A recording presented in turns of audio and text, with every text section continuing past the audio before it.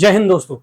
दोस्तों यूपी के बलरामपुर से एक बहुत ही शॉकिंग केस सामने आया, जहां पर एक आदमी जिसका नाम है चंगूर बाबा, आज से कुछ साल पहले ये सो कॉल्ड बाबा एक साइकिल पे घुमा करता था और छोटी मोटी अंगूठियां जो है वो बेचा करता था।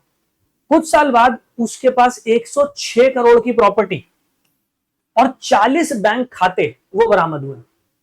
और ये कहा जा रहा है कि ये जो पैसा इन बैंक अकाउंट्स में आ रहा था, ये ज्यादातर पैसा मिडिल ईस्ट से आ रहा था और इस पैसे को इसके अकाउंट में इसलिए डाला जा रहा था जिससे भारत में धर्मांतरण करवाया जा सके, रिलीजियस कन्वर्जन्स करवाए जा सके। इनफैक्ट ये भी क्लेम्स हैं कि 1500 से ज्यादा हिंदू लड़कियों का धर्मांतरण करवाया है इस बाबा ने।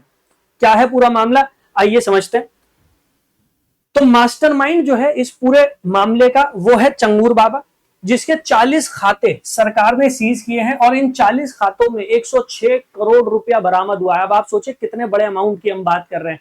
कब से सरकार इसके ऊपर नजर बनाकर रख रही होगी। और ज्यादातर ये पैसा जो आया है ये मिडिल ईस्ट कंट्रीज से आया है, जिसका पर्पस था इंडिया में रिलीजियस कन्वर्जेंस, धर्मांतरण। अब पुलिस ने क्या बताया है, किस तरीके से ये लोगों को टारगेट करते थे, कौन से ऐसे तबके हैं जिनको टारगेट किया जा रहा था, किस तरीके से उन्हें मैनिपुलेट किया जा रहा था या फिर उन्हें मजबूर किया जा रहा था कि वो धर्मांतरण करें। तो यहां पर पुलिस ने बताया कि इसका नाम है जमालुद्दीन।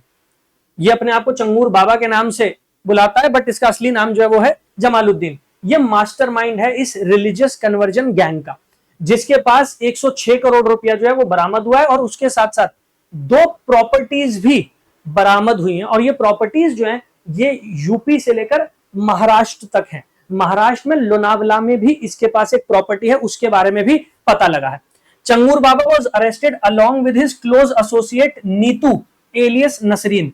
तो एक फीमेल भी पकड़ी गई है इस बाबा के साथ, जो इस बाबा का साथ दे रही थी ये धर्मांतरण कराने में। नाम बताया जा रहा है नीतू, और एक और नाम से इसे बुलाया जा रहा है नसरीन। तो मतलब नाम बदल के लोगों को बरगलाया जा रहा था, गुमराह किया जा रहा था, जिससे उनका धर्मांतरण करवाया जा सके। और 1500, आप सोचिए 1500 फीमेल्स जो है उनका धर्मांतरण कराया गया, ऐसा न्यूज में रिपोर्ट किया जा रहा है। अब ये टारगेट किसे कर रहे थे, तो जो गरीब तबका है, जो लेबर क्लास है या वीकर सेक्शंस हैं, जैसे विडोड वुमेन, वो महिलाएं जिनके पति नहीं हैं, जो अब विडो हो चुकी हैं, उनको टारगेट किया जा रहा था और उन्हें इंसेंटिव मतलब पैसे का लालच दिया जाता था या फिर प्रॉमिस ऑफ मैरिज। क्योंकि इंडियन सोसाइटी की अगर हम बात करते हैं, थोड़ा कंजर्वेटिव माइंडसेट हमें देखने को मिलता है, स्पेशली विलेजेस में, रूरल बैकग्राउंड में, और वहां पर मैरिज जो है उसको बहुत इंपॉर्टेंट माना जाता है। इसी वजह से जो विडोड फीमेल्स हैं इनको शादी का लालच दिया जा रहा था, पैसे का लालच दिया जा रहा था, फाइनेंशियल एड प्रोवाइड की जा रही थी और उसके थ्रू रिलीजियस कन्वर्जन जो है वो उत्तर प्रदेश में करवाए जा रहे थे। इसके साथ साथ एंटी टेररिस्ट स्क्वाड एटीएस ने भी कार्रवाई शुरू कर दिया, मामला दर्ज कर लिया है। ये देखा जा रहा है कि क्या ये चंगूर बाबा जो है इसके तार किसी आतंकवादी संगठन, टेररिस्ट ऑर्गेनाइजेशन के साथ तो नहीं जुड़े। और उसके साथ साथ उत्तर प्रदेश की स्पेशल टास्क फोर्स, उसने भी मामला दर्ज कर लिया और उसने भी इनके ऊपर कार्रवाई करना शुरू कर दिया। अब ये एम्पायर जो बनाया गया वो कैसे बनाया गया, कहां से बिलोंग करता है ये व्यक्ति, तो उत्तर प्रदेश का एक जिला है बलरामपुर। ये बलरामपुर जिला जो है इसकी सीमा नेपाल के साथ लगती है। यहीं पर एक छोटे से गांव में रहता था, उस गांव का सरपंच भी बना था ये, और वहां से इसकी शुरुआत जो है वो होती है। तो स्टार्टिंग में वो छोटी छोटी रिंग्स मतलब अंगूठियां जो हैं, एमुलेट्स, उनको बेचा करता था एक बाइक साइकिल पे। तो आपने देखा होगा कि बहुत सारे स्ट्रीट वेंडर्स जो है वो साइकिल पे अपने साथ फीमेल के जो ऑर्नामेंट्स होते हैं, गहने होते हैं, वो बेचते हैं, मतलब चांदी के गहने बेच रहे हैं, कुछ उस टाइप का काम ये किया करता था। एक साइकिल थी, उस पर वो काम कर रहा था। He later became the village head, अपने गांव का फिर ये सरपंच भी बन गया। और उसके बाद से ये पूरा का पूरा जो खेल है ये उसके बाद से शुरू हुआ है। Based on the documents found so far, it has been confirmed that the funds worth 106 crore have been deposited in 40 different accounts। तो अब आप देख लीजिए 40 अलग अलग खातों में 106 करोड़ की तो पुष्टि हो चुकी है। अब पता नहीं ये रैकेट कितना बड़ा होगा, अभी हो सकता है ये टिप ऑफ द आइसबर्ग ही हो कि भाई 106 करोड़ रुपए के बारे में तो अभी तक पता लग गया, टिप मिल गई है, लेकिन पता नहीं ऐसे कितने और चंगूर बाबा घूम रहे हैं जिनको मिडिल ईस्ट से फंडिंग हो रही है और जो इंडिया में रिलीजियस कन्वर्जन करा रहे हैं। The entire empire of Changur Baba who is from Rehra Mafi village in Uttar Pradesh. तो उत्तर प्रदेश के बलरामपुर जिले में एक छोटा सा गांव है, रहरा माफी, ये वहां से बिलोंग करता है और ये नेपाल के बॉर्डर के आसपास लाई करता है। अब नेपाल की टेरिटरी का इस्तेमाल पहले भी टेररिस्ट ने किया है, पहले भी इंडिया में काउंटरफीट करेंसी को सप्लाई करने के लिए नेपाल का इस्तेमाल किया गया, क्योंकि इंडिया और नेपाल का जो बॉर्डर है वो काफी पोरस बॉर्डर है। इस बार भी यही देखने को मिल रहा है कि नेपाल के आसपास ही इसका गांव पड़ता है और 106 करोड़ का साम्राज्य जो है वो बना लिया गया। इसके साथ साथ बहुत सारे गवर्नमेंट ऑफिशियल्स भी ऐसे हो सकते हैं जो इस रैकेट में इसका साथ दे रहे हो। ये जो पैसा सबमिट किया जा रहा था अलग अलग खातों में, क्योंकि 40 खाते एक ही व्यक्ति के नाम पर होना आज की तारीख में ये अपने आप में एक शॉकिंग बात हो जाती है, जहां पर हमारे जो अकाउंट्स हैं उनको आधार के साथ लिंक किया जा चुका, तब भी 40 खाते उसके चल रहे थे। तो हो सकता है बहुत सारे हमारे गवर्नमेंट ऑफिशियल्स जो इसके साथ मिले हो, उसको लेकर भी, उस एंगल को लेकर भी प्रोब किया जा रहा है। अब यहां पर इसके गांव के आसपास इसने एक जमीन खरीदी थी। वो जमीन जो खरीदी गई थी वो इस नाम से खरीदी गई थी कि यहां पर हॉस्पिटल बनाया जाएगा, लेकिन हॉस्पिटल नहीं बना। उसके बाद ये कहा गया कि भाई हॉस्पिटल नहीं, यहां पर हम स्कूल या कॉलेज बना देंगे, वो भी नहीं बना। फिलहाल उसके ऊपर एक बिल्डिंग खड़ी की गई थी। उस बिल्डिंग के एक हिस्से में ये और इसका परिवार रह रहे थे और दूसरे हिस्से का इस्तेमाल किस काम के लिए किया जा रहा था अभी तक उसको लेकर कोई क्लैरिटी नहीं।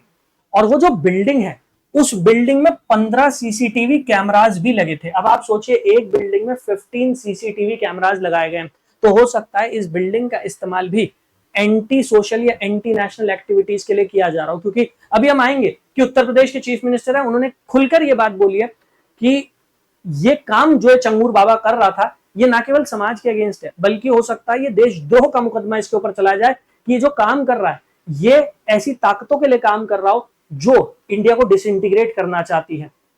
तो ये जो आतंकवादी संगठन है इनके साथ भी इसका कुछ कनेक्शन हो सकता है, उसको लेकर भी अब जांच शुरू हो गई है।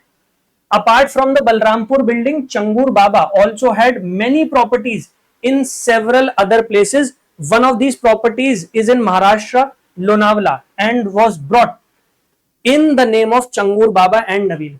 तो एक प्रॉपर्टी महाराष्ट्र के लोनावला में भी उसका पता लगाया गया और वो जो संपत्ति परचेज की गई थी वो इसके नाम से और इसका एक कनेक्शन है नवीन, उनके नाम से परचेज की गई थी।